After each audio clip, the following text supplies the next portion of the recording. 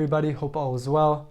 So I wanted to discuss a question that a lot of people have been asking, and the question is, who wrote the Indisputable Truth?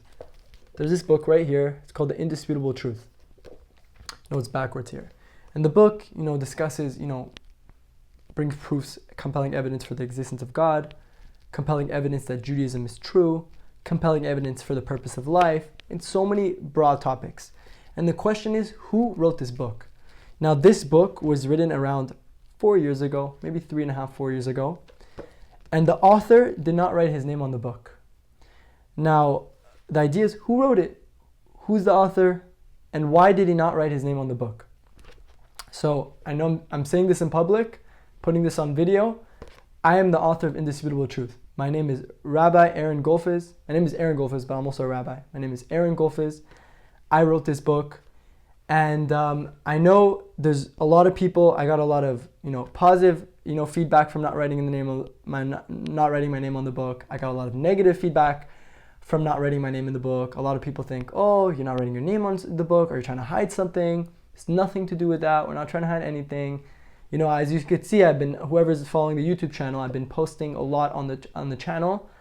And for people in my inner circles who I needed to tell them that I wrote the book, they know people know. The public, for a different reason, we don't want to I discussed it. I didn't think it was a good idea to put my name on the book.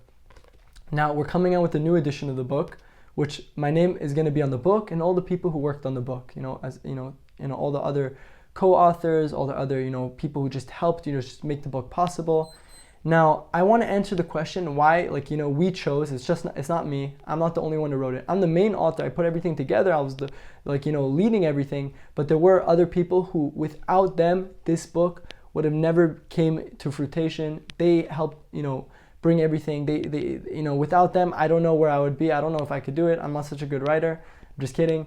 But without them, probably the book wouldn't flow. These people worked on the book. As you can see, we're going to print it in the next edition of the book. We're going to put a list of all the people who worked on the book. And I just want to say, before I say anything, that, I totally give credit to them. Without them, this wouldn't have happened. Without my family, without, all the people involved. They really brought into fruition. And, Baruch Hashem, I had the zechut to help lead, had the merit to help lead everything. But I want to go over the question why I didn't write my name in the book. What was the whole story behind it? There's a lot of details and information to go through before I could even give the answer, like my background story of how I got where I am today. And I really don't know. I don't think I'm gonna have enough time to just say it in one video. Maybe I'll do a separate video on my background of how I got where I am today. If anyone's interested, if they want to know. But I want to just go straight to those answers. Why I didn't write my name, and the other authors, why we all decided not to write our names in the book. So there's multiple reasons.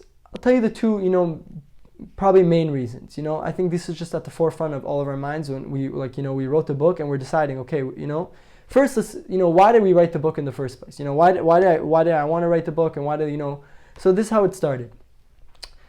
I went to I think I kind of have to say my life story, a little bit of my life story to just kind of get to the idea of why I got into these topics and why I wrote the book. So let's talk about that, and then I'll go into the reasons why I say my story. So I'm a Persian Jew. I grew up in Los Angeles. My parents both from Iran. They escaped from the revolution. They came to America. They met in New York. They moved to LA.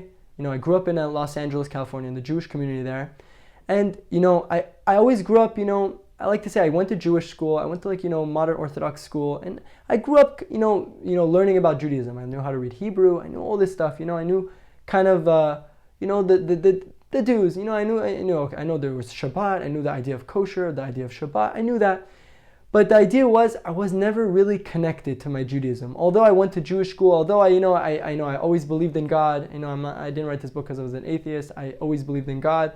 It always made sense to me. And I always believed in the Torah. I never thought about any other religions, but I wasn't connected. Judaism wasn't a serious endeavor in my life. It was just something. Okay, I'm born Jewish. That's it. And when the time came to think about it, was like the high holidays. That's when I thought about it. Yom Kippur, this, that. But during the rest of my days, and the rest of the time, I wouldn't really think about it. Judaism wasn't a priority for me. Now, the story goes that I went to Jewish school, whatever.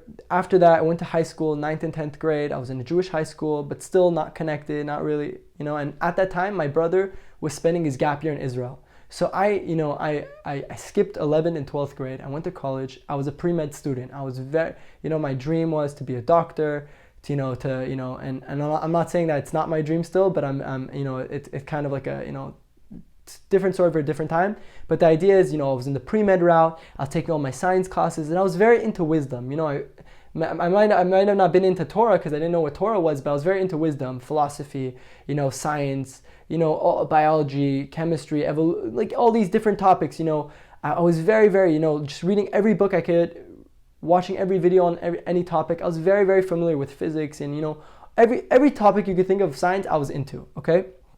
And my brother, he saw, he came back from his gap year in Israel, and he saw, and he said, listen, Aaron, I know you're not, super into Judaism, and I know you're not like, really like studying Torah, but there's this rabbi, and this rabbi is a doctor.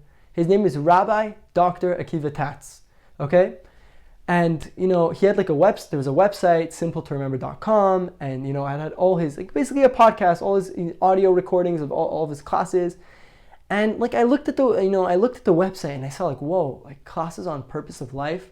He had so many different classes, Judaism and vegetarianism, like one random class, purpose of life, world to come, what happens after we die, the significant, how to find your individual purpose, how do you know God exists, like just a lot of different topics that I really told myself like, wow, I didn't know Judaism, talks about practical stuff that's relevant to my life. I thought Judaism's more like, something like nice, cute stories that like, teach you some lessons here and there. Like I didn't know it was actually a practical, relevant thing in my life. And what did I do?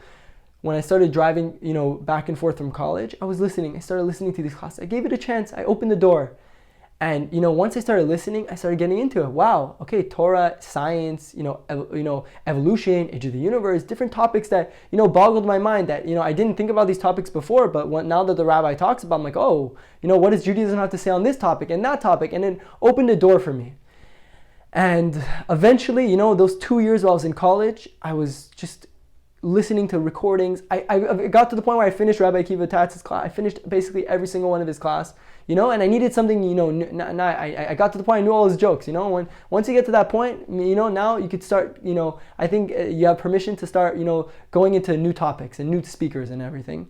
And during those years, I was going to, more Jewish events. I was going to more Jewish learning programs and stuff like that. I was getting more and more connected to my Judaism, just, understanding it. And I had a cousin, who's also one of the, guys who worked on the book. He's a doctor. Now he's a doctor, but before he wasn't. He was before he started med school. And this cousin of mine, he really, he's actually the one who got my brother to go to yeshiva to spend a gap year in Israel to study Judaism. And this cousin, was a very, very influential person in my life and still is. And he introduced me to this rabbi, Rabbi Yosef Mizrahi. Now, Rabbi Yosef Mizrahi, I heard about him through my cousin. And what happened, I went and, I was on YouTube one time, and I don't know, I heard his name, I saw CDs of him before, but I never really listened to him until I was on YouTube, and the YouTube has the next, up next, and it was his class. And I listened to one class and I fell in love.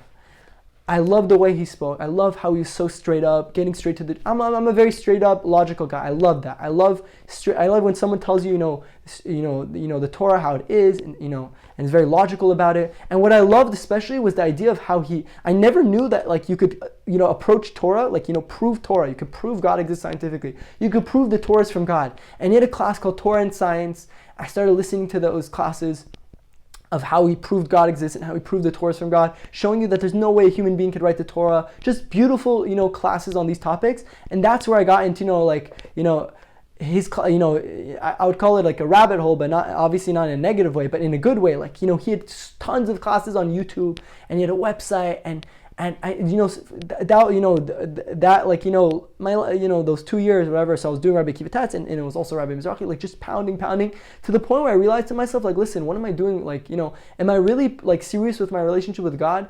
Okay, yeah, I believe in God and believe in Torah, but it's not enough to just believe. You got to put it into action. And really, the Rabbi Akiva Tatz, Rabbi Mizrahi, really, the more I study Torah, the more I realized I got to be consistent. And that's when I started to come more and more like religious and observant. And again, religious doesn't mean become a rabbi. That's not what religious means. You study more Torah, you keep more commandments, right? The commandments between us and God, the commandments between us and other people. I started to work more on my character traits, be more focused, and also focused on the idea of helping others. Yeah. So I started getting, very, very into these topics, and those 2 years already, for me, I'm a very fast-paced learner. I probably listened to classes on times 2 speed. I ripped through so many different books on almost every topic in Judaism, and I got to the point where I was very, very holding in Judaism. And now I finished 2 years of college, so I have my background in science, my background in Judaism, and I told myself, I'm not going to yeshiva. Why should I go spend a year in Israel? I know my whole grade is going. A lot of people after 12th grade, they take a gap year. So I was still in college, but my whole grade, those 2 years I finished college, when they finished 12th grade, they were all going to Israel. And my cousin, he basically told me, listen, Aaron, there's no rush on life, man. Go to yeshiva, give it a try. You go to school. School's going to teach you how to, make a living, but they're not going to teach you in school how to live life. They're not going to teach you how to be a better husband, raise kids, and who you marry is going to be different based off the time you've spent to work on yourselves. And yeshiva is the spot. You go to yeshiva, you get a whole 6 to 8 months, year to a year, whatever it is, however long you go, to study about Judaism, to study, work on your character traits, learn all types of classes of any, philosophy, learn how a Jew is supposed to think, learn how a Jew is supposed to act, work on your character traits. Classes are just building your understanding of Jewish law, understanding why, how do you know this is not made up, how do you know God passed it down. There's so many different topics, and I was thinking to myself, why should I go? I want to rush, finish school already. But I told him, he's right. What's going to be a big deal if you're a doctor at age 24 or 20? What does it matter? At the end of the day, this matters. This, you're not going to get another chance. And I ended up, going to Israel. And it was probably the best 6 months of my life. I told myself I'm never going to go. I'm never going to leave. I'm going to stay in Israel. That's it. I'm done. This is what I love. I love studying Torah. I love, Judaism. It just brought the other side of Judaism I never saw, And I was going to, I was in a yeshiva called Migdash Melech. It's for Sephardic Jewry, Sephardi Jews. And that yeshiva in Jerusalem, in Yerushalayim, and I loved that yeshiva. It was I was building my skills on how to learn, how to read. I know how to read Hebrew, but meaning read and translate, to pick up Gemaras, Aramaic, different topics, and amazing learnings from some of the best rabbis in the world. And I was also going on Saturday on Motzei Shabbat, Saturday nights. I was going to Eish Torah. I was getting training, Kiruv training classes, meaning classes training you on all these topics, how to prove God, how to prove Torah, how to talk to people, and all that kind of stuff. And basically, the contents in Indisputable Truth. And I was going through that class, and while I was in yeshiva and everything, and after 6 months passed, what happened was COVID hit, and everybody thought the world was going to end. I had to go back. After COVID ended, I told myself I gotta. I want to continue yeshiva, but everyone went back home, and everyone was on lockdown. I was back in my home in Los Angeles, and I was there, and now I had 6 months ago, so I had the best yeshiva experience, whatever, and I was so hyped up. I was on fire basically, and I really wanted, my cousin, and if you want to see his name, you could go and just when I published the version of the book, whatever, you could see his name there. But my cousin, he, the one who had big influence on me. He wrote a book. He wrote also a very famous book in the Jewish world, okay? And I don't want to mention topic and give details because I don't know if he wants me to, but the idea is he wrote a very, very famous book on, guarding your eyes and stuff like that. I'm not going to give more details than that. And he really, really inspired me. I saw wow, he could write a book, and he published it, and he's printed thousands of copies and gave it all over, and is influencing, the Jewish world to come closer to God. Why can't I do the same? And I always had in the back of my mind while I was in yeshiva, I want to one day write a book on these topics. I want to compile all this information. I feel like there's no book out there that has everything combined, easy. You want to read a book about proving God, it's 300 pages thick, and that's it. It doesn't take you to the next step. Or about proving Torah, it's okay, 150 pages thick, fine. About proving, purpose of life, there's not one book that has all these topics together, all in one book, that covers, again, purpose of life, happiness, how no rabbis that make up the Torah, Mashiach, life after death, why do bad things happen to good people, anti-Semitism, age of the universe, evolution. Basically, in a sense, if whoever knows what I'm talking about, the 13 principles of faith. The 13 principles of faith, but basically more expanded and more, made, for our generation, for, very easily and relatable. A lot of people, when they write books, they write a lot of fluff. They add extra information that's not necessary. They don't get straight to the point, because, if the book is thicker, you can make more money, I'm just saying, I'm not saying in the Jewish world, I'm saying it just in general, in the non-Jewish world, that's how people write books. They don't get straight to the point. And the idea is I felt that no one wrote a book that had all these topics combined, logically, connecting each dot together. And, just ripping through these topics, easy to understand. No, there's some people write books and they write it so fancy that most people can't understand. What are you talking about? It's too sophisticated. I wanted to write a book that I wasn't aiming for the 1% of sophisticated people who are so sophisticated that if they read a book and the book is not formatted correctly in a proper way, oh, I don't want to read this book. That's not my goal. My goal was to reach the 99% of people, the masses, okay? 99% of Jews, and even, again, also non-Jews. I felt this book would be good for new Jews and non-Jews, but my goal was specifically, obviously, was meant for a Jewish audience. There's another plan to, write a book like this just specifically meant for non-Jews and cater towards them. But this book is also good for everybody, basically. But the idea is, I wanted to write a book that just straight to the point, easy, logical, that anybody can understand, that even the most, whatever it is, the most disconnected Jew could study this and it's not too high level for him. Some books they read are they're too high level. I heard this thousands of times. It's too high. I can't read it. I don't understand the book. It's using too many Hebrew words. The goal was make it very, very simple for the most uneducated, meaning not uneducated in secular studies, but uneducated in Judaism, that they don't understand basic principles because they didn't go to Jewish school, whatever. For that person, so the most secular Jew, for the most religious Jew, the biggest rabbi who went, or either the biggest rabbi or a guy who went to Jewish school his entire life, guy or girl, whatever. And the idea is that this book was catered to every Jew, no matter what their level was. And that was the goal: make it easy book, easy to read, straight to the point. Also, if you publish the book yourself, you could do whatever you want with it. So if I want to print 10,000 copies of this book, I don't have to pay extra money for it. I could do it, and I could do it myself and get it done with. But that was the idea, to make a book, that has everything together. A book that I like to put it this way. I'm sorry I'm taking so long to explain this, but if I had 5 minutes on a plane, I always thought I have 5 minutes on a plane with a guy who's totally disconnected from Judaism, and I talked to him, and now the guy wants to get more into it. What can I give that guy? What can I give him that will lead him to the path of truth, of connecting to the ultimate purpose of being connected to God and whatever, the whole purpose of life?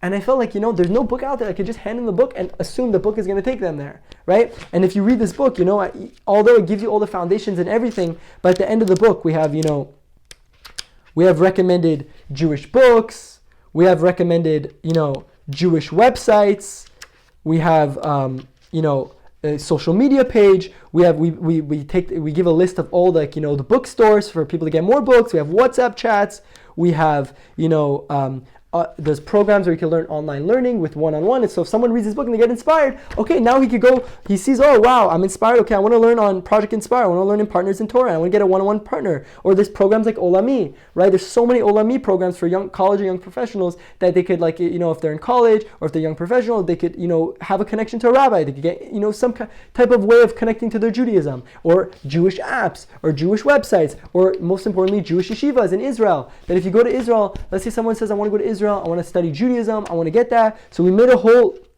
recommended yeshiva list, recommended Jewish learning institutes, whatever it is. The idea is, and most importantly, we have a YouTube channel. So if someone wants to, they can't go to yeshiva, they're stuck in Australia, they can't go to, to Israel to learn, or they don't have a yeshiva in the area, they could go to our YouTube channel, and we have literally an online yeshiva, an online learning platform. They could study any topic in Judaism from the top rabbis. We collected all of them, we put them in one page. That was the idea, to make a book that has all these that, and obviously translated to the many languages, and that you could give to any Jew, that will lead a Jew to the path of getting close to God and fulfilling his purpose and understanding his Judaism, of what it means to be a Jew.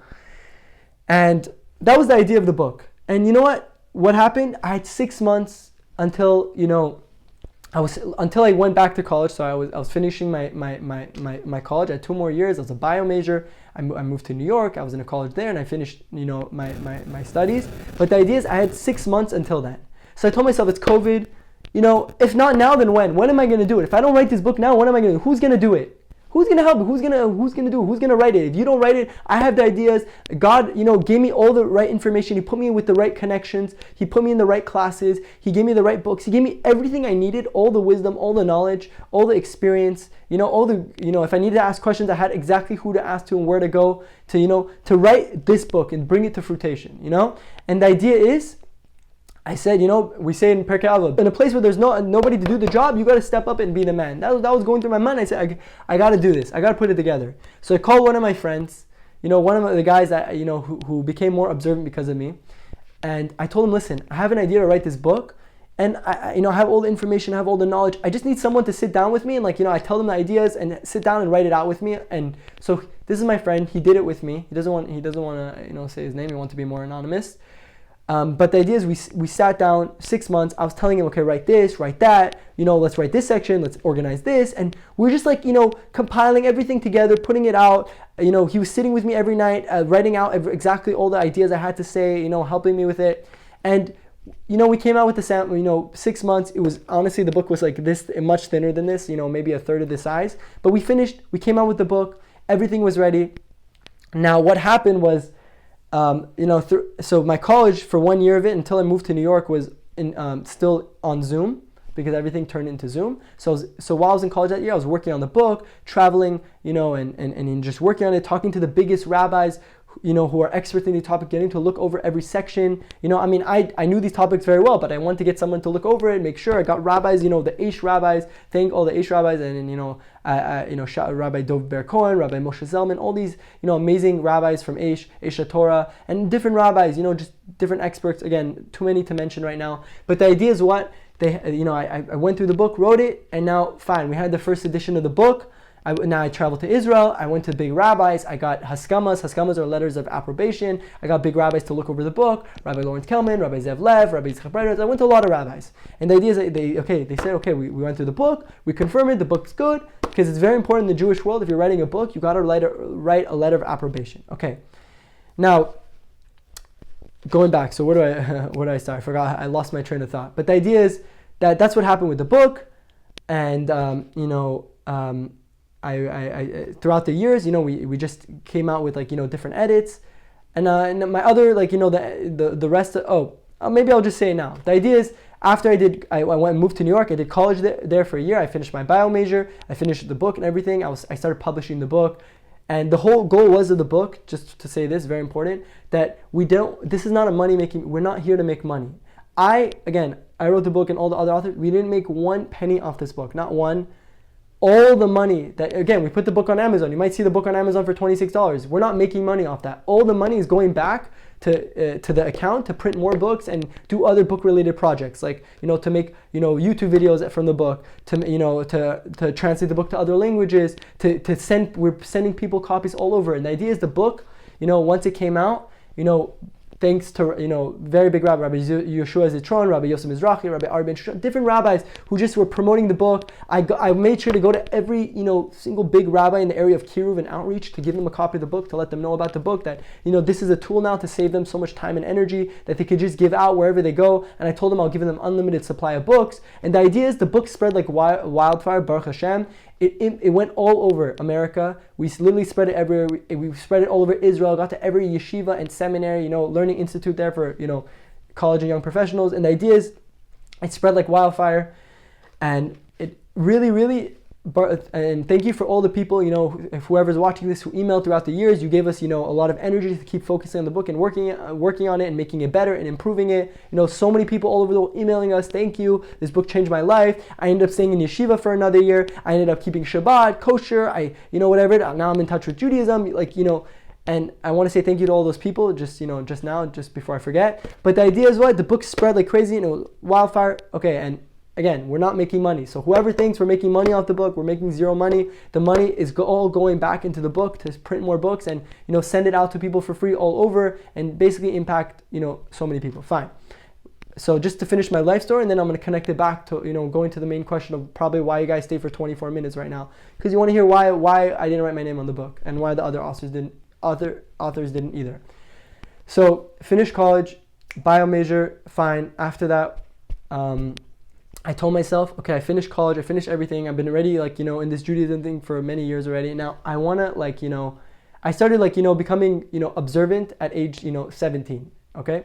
And I told myself that 16, 17. And I told myself that I want to, I was in school the whole time. My yeshiva year in Israel, my gap year got cut short. I want to go back to yeshiva. Now I wanted to go to Israel, but it was a little bit too complicated at the time. So I chose to go to a yeshiva in New York, which a lot of guys from my college were going to, called Shar Yashiv, okay? Shar Yashuv. And in the 5 towns, I was at that yeshiva. I was there for a full year. I told myself, I want to be in yeshiva. I don't want to focus on, I want to learn. I want to build my skills. I don't want to focus on anything but learning. And I spent, during that time that year, I was spending a couple, maybe during my breaks to, work on the translation for Hebrew to the book. We got some guy that translated. I was working on the images, doing the graphic designing and everything. But the idea was that, I was in yeshiva that year. And then a year after that, I finished the year there, and I told myself, I want to get married. I want to date. I want to, I want to live in LA. I want to, build LA. In LA, I'm doing a lot of, different projects here of influencing the society, and helping people come back closer to their Judaism with public school kids, with different, whatever. And I want to get married, and I want to be in LA, but I also want to be in yeshiva.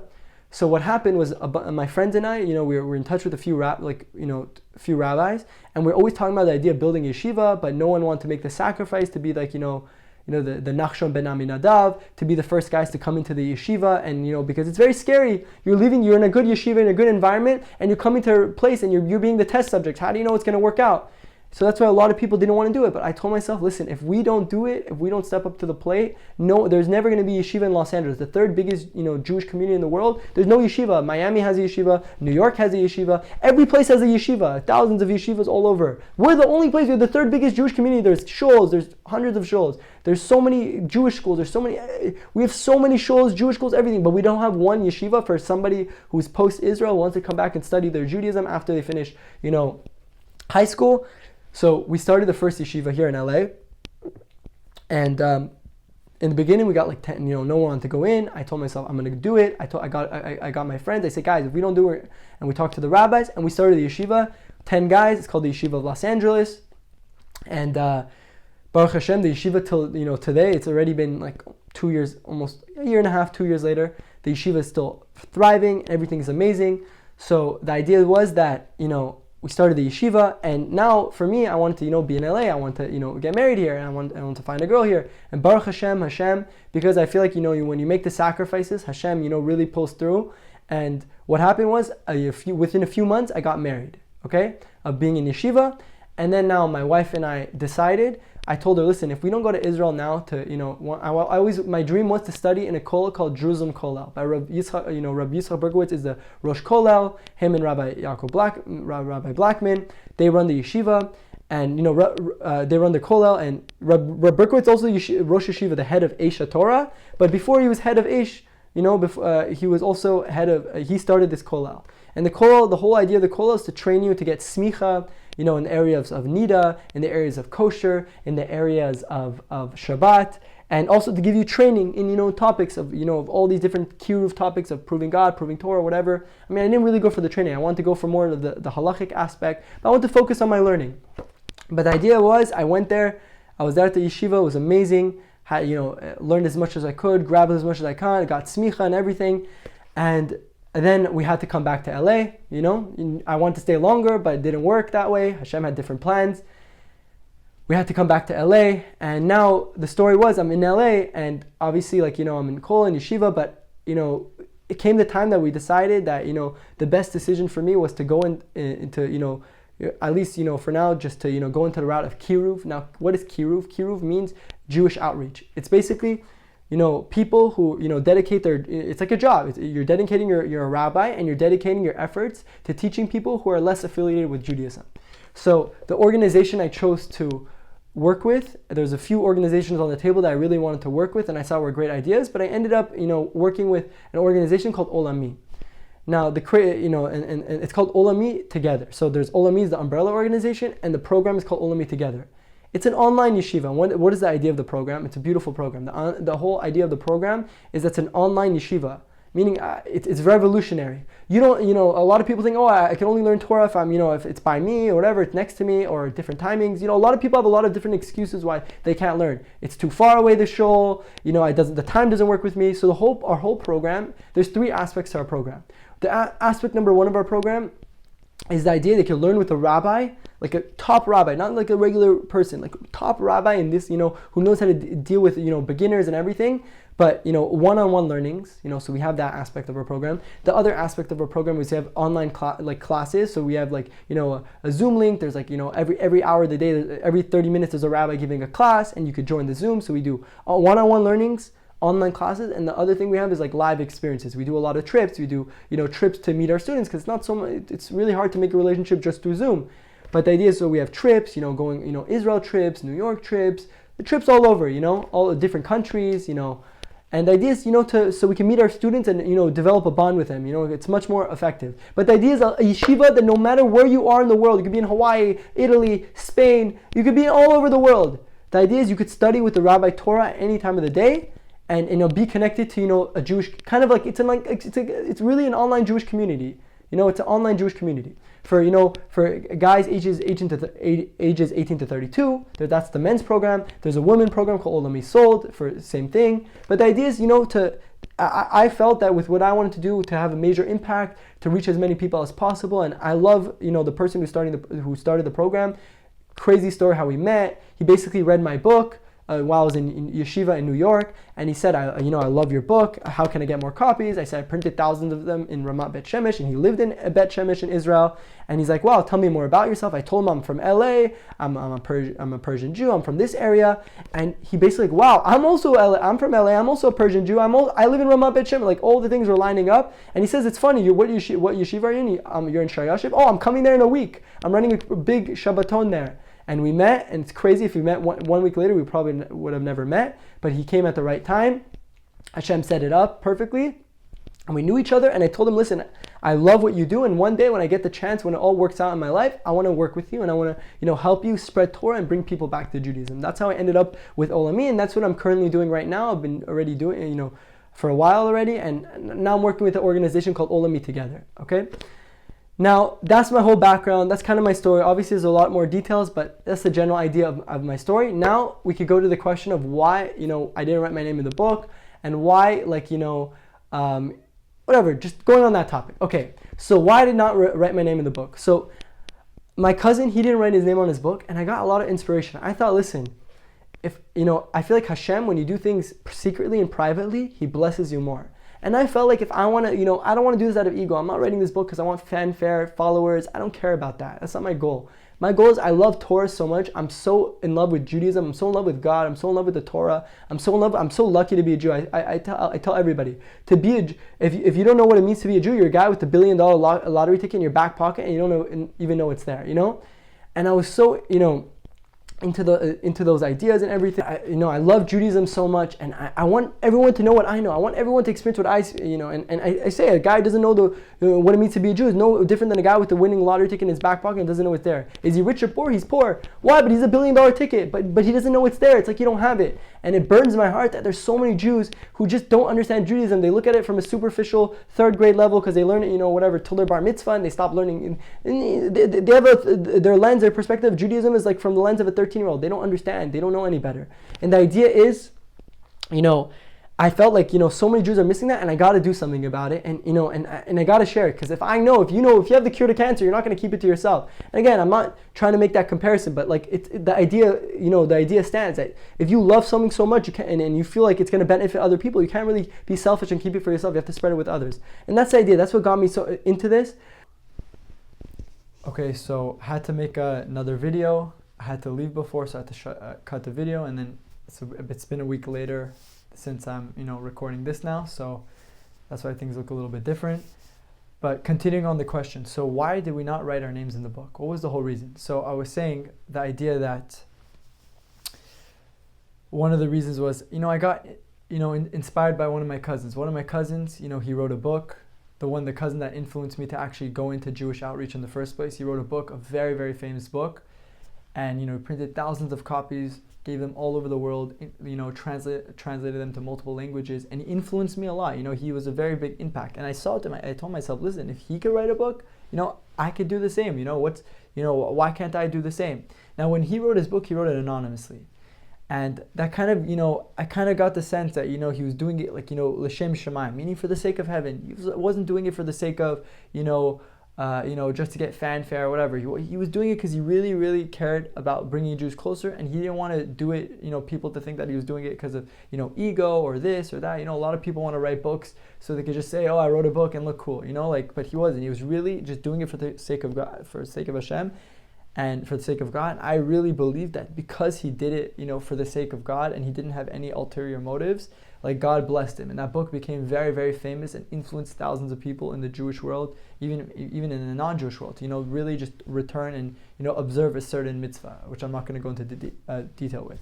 So one of the reasons, out of the many reasons why we didn't want to, I didn't want to put my name in the book and the other authors, is that we felt kind of that same idea. We felt like listen, we could write our names in the book, but what's going to happen? There's going to be fanfare, this, that. We really felt that if we didn't write our names in the book, Hashem would just bless us. God would bless us and say, wow, look, you guys are not doing it for fanfare. You're really doing it because you just want people to get closer. And you're showing me with that because, who doesn't want to write their name on the book? Everybody, if you have a chance to write your name on a book, everyone wants to do that. But the idea is, we felt that if we did it in that way, Hashem would bless the book, which we saw Hashem did. And, really, like I said before, the book skyrocketed. It's all over the world, thank God, Baruch Hashem. So that was one of the reasons we wanted to do it for the sake of, what we call L'Shem Shemaim in Hebrew, for the sake of heaven. So that was one reason we didn't reveal our names in the book. And the other reason for why we didn't want to put our names in the book is the idea that, so at the time that we were writing this book, a lot of us were still at the, the very, very important, learning stages in our Judaism, meaning that we all wanted to be in yeshiva. Some of the people who wrote the book, on, grad school, they're in law school, dental school, med school, whatever, all, guys from everywhere, business guys.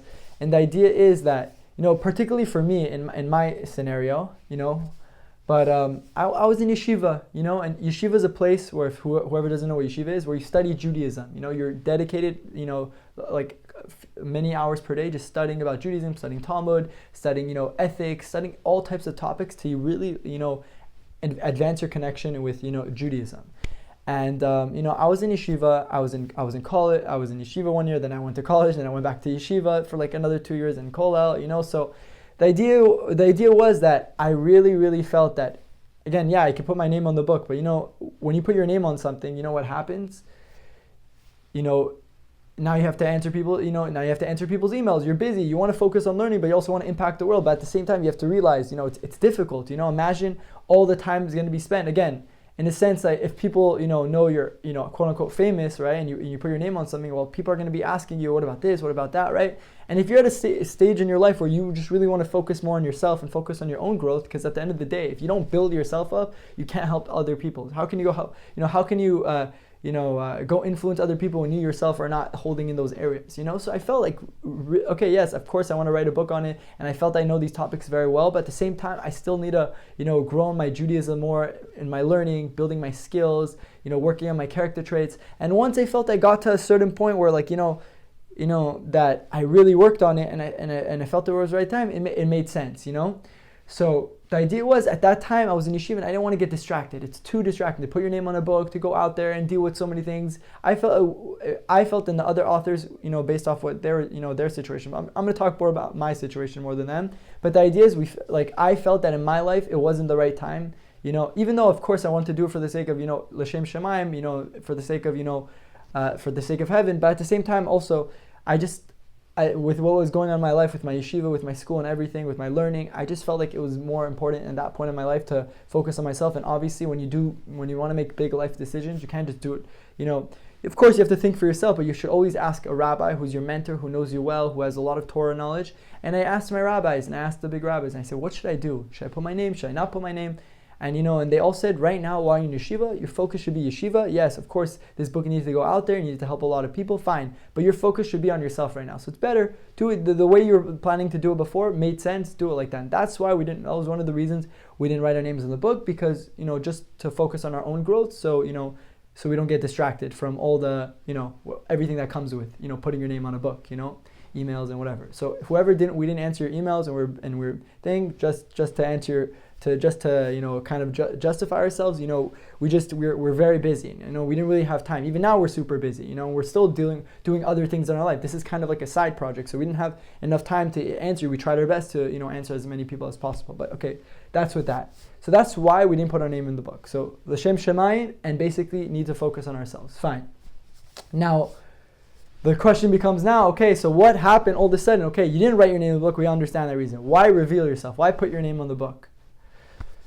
So that was a big, big decision. When I was in my, when I was in Kollel, I was, I was asking my Rosh Yeshiva, Rav Yitzchak Berkowitz, and I actually had, meetings with him about this. And I asked him, Rebbe, I'm not in Kollel anymore. I finished yeshiva. It doesn't look like, obviously you got to learn for the rest of your life and have your set, times of learning in the morning, in the night, whatever, and as much as you can learn, you learn. But looks like right now, the point of my life, I'm starting in the work field. Like I said, I'm at Olami.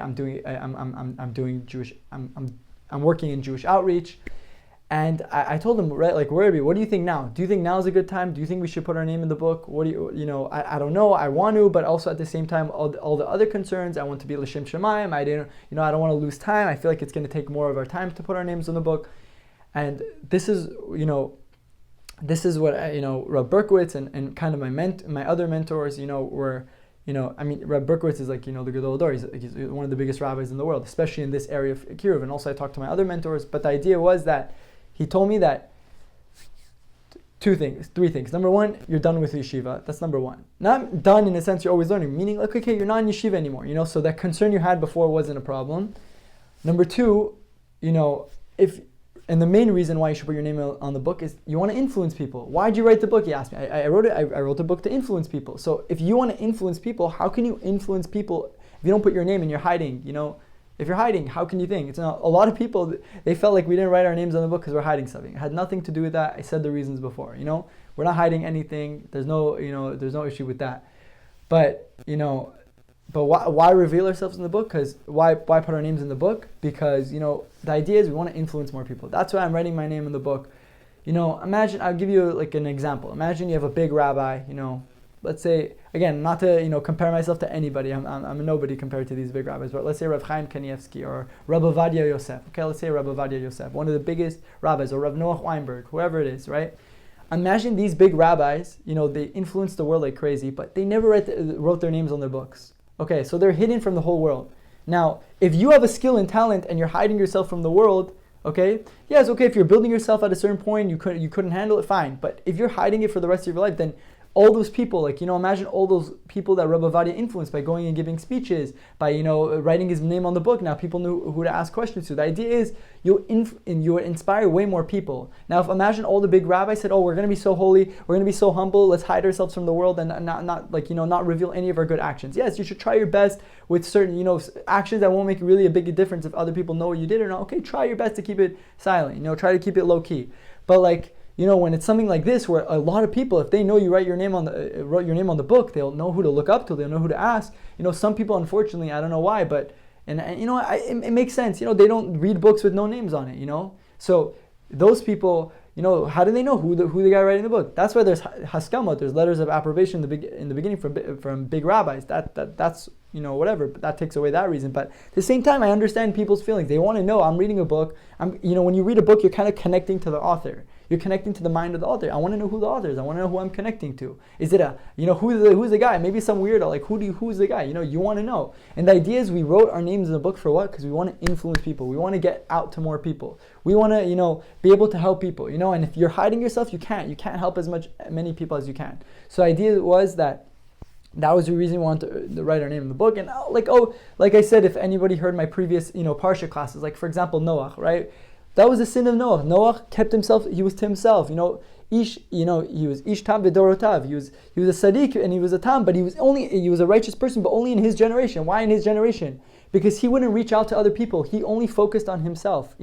Abraham, on the other hand, would go out there. That's why he's compared to Abraham, because Abraham would go out and reveal himself. Imagine Abraham was trying to bring people close to God behind the scenes. And the idea is that true humbleness is not that, oh, I'm a nobody, I'm a nothing, and to hide yourself. That's not what true humbleness is.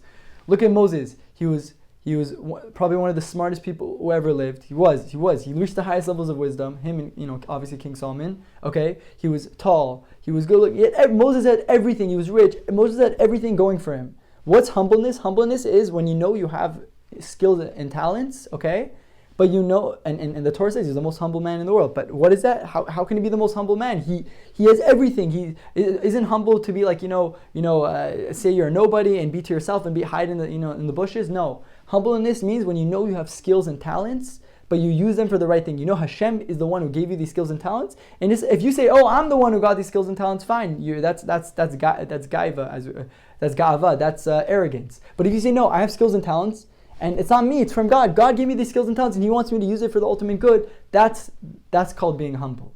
And the idea is that I thought, oh, I'm being humble, hiding myself in the bushes. I'm being like Noah, running away from the world. That's not what Hashem wants. Hashem wants, obviously the timing, right? The timing because of, yeshiva and everything. But what does Hashem want? Hashem wants a person to show himself. Why? Because that's if you want to help other people, you got to reveal yourself. You running to the sides and hiding yourself, it's a detriment. It's like, how are people going to get help if they don't know where to go? And the idea that was the purpose. So we can influence more people, so we could, Bezrat Hashem, with the help of God, give more classes, spread more books, start more programming, whatever variation we can, whatever we could get, to really spread, the beauty of Judaism for people to understand it. So that's basically, that was the whole video. I said my backstory. I told you why I didn't want to reveal it, and I told you why we revealed our names and we put our names in the book. So the takeaway lesson is, just for anybody listening, the takeaway is that there's a lot of lessons you could learn just from my life story and everything, and just from writing our names in the book. But the takeaway is, number one, that Hashem, if He gives you a skill and talent, don't hide it from the world. Okay, don't think you're smarter than God. God knows better. If God's giving you the skill and talent, He wants you to use it, but obviously that you understand it's from Him. And number two, the idea that Bezrat Hashem, this book, Indisputable Truth, we are really planning to make a revolution with it. It's already making a revolution. Again, we're not making any money. Zero money is coming to my pocket or anybody else involved with the book. All the money, if the book's on Amazon or wherever, being sold in bookstores, it's going back into the book and give people more books. So please, whoever is listening, whichever way you could get involved with Indisputable Truth, we need more leaders out there. We want to bring Mashiach. We want to bring people closer to God. We want to help, Jews see their Judaism. We also want to help non-Jews. The Jews have a mission to be a light for the nations, So we have so many ideas. Indisputable Truth for non-Jews, Indisputable Truth Health Edition. There's so many things we have. We want to make social media, start using social media, start marketing, start getting people on programs. Now I work with Olami, and Olami is one of the greatest, Jewish organizations to ever exist, And the idea is we want to start, spreading Torah. So whoever's listening to this, if you're interested in getting involved with the book in any way possible, you want to start running social media, and running marketing, you want to help with, I don't know, you have a certain skill and talent, you're a graphic designer, you're a video maker, whatever it is, you want to donate in any possible way. Again, going straight to the book. No, it's not going to anybody's pocket. To focus, to fund book-related projects to help Jews, anything in the realm of helping Jews get closer. Please reach out to me. The email is indisputabletruth613@gmail.com. Okay, so the email is indisputabletruth613@gmail.com, or you could go to indisputabletruth.com. There will be links in the description. Please subscribe to the channel, again, just so we could spread more content, share the videos. Thank you so much for listening, and take care.